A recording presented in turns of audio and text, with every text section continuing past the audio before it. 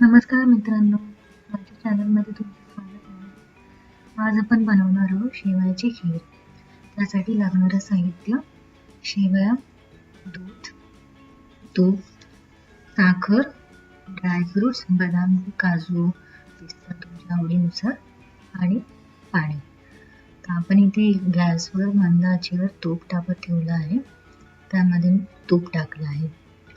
तूप व्यवस्थित तापून झाल्यानंतर त्यामध्ये आपण शेवया टाकायच्या आहेत आणि त्या व्यवस्थित तुपामध्ये भाजून घ्यायच्या आहेत.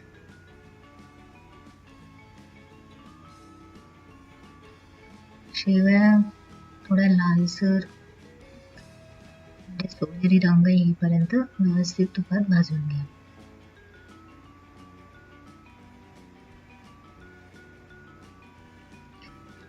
आम्ही इथे गव्हाच्या शेवया वापरल्या आहेत.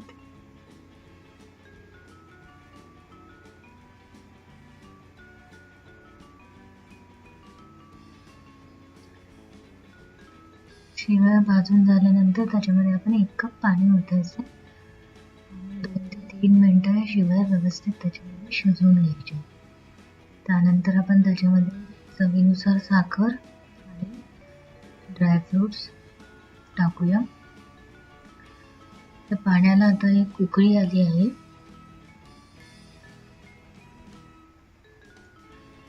उकळीमध्येच आपल्या शेवया व्यवस्थित शिजतील आणि साखरही पाण्यामध्ये व्यवस्थित विरघळेल. मध्ये मध्ये चेक करू शकता शेवया शिजल्या आहेत की नाही.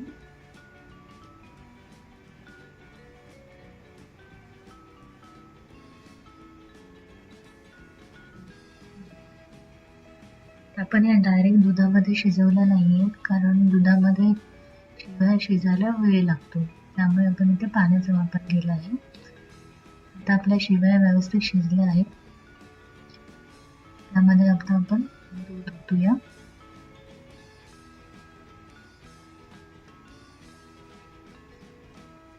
आणि इलायची पावडर घालूया.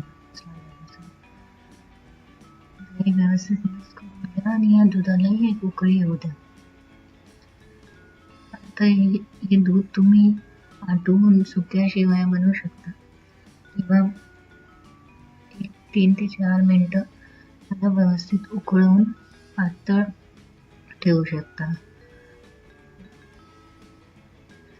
पातळ ठेवल्याने त्याला चांगली चव येते, कारण जसे जसे शेवया थंड होतील तसं त्यातलं दूध आळत जाईल आणि त्या घट्ट होतील.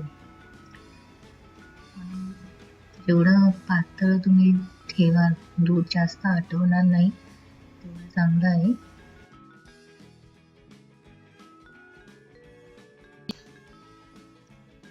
आपली शेवयाची खीर तयार झाली आहे.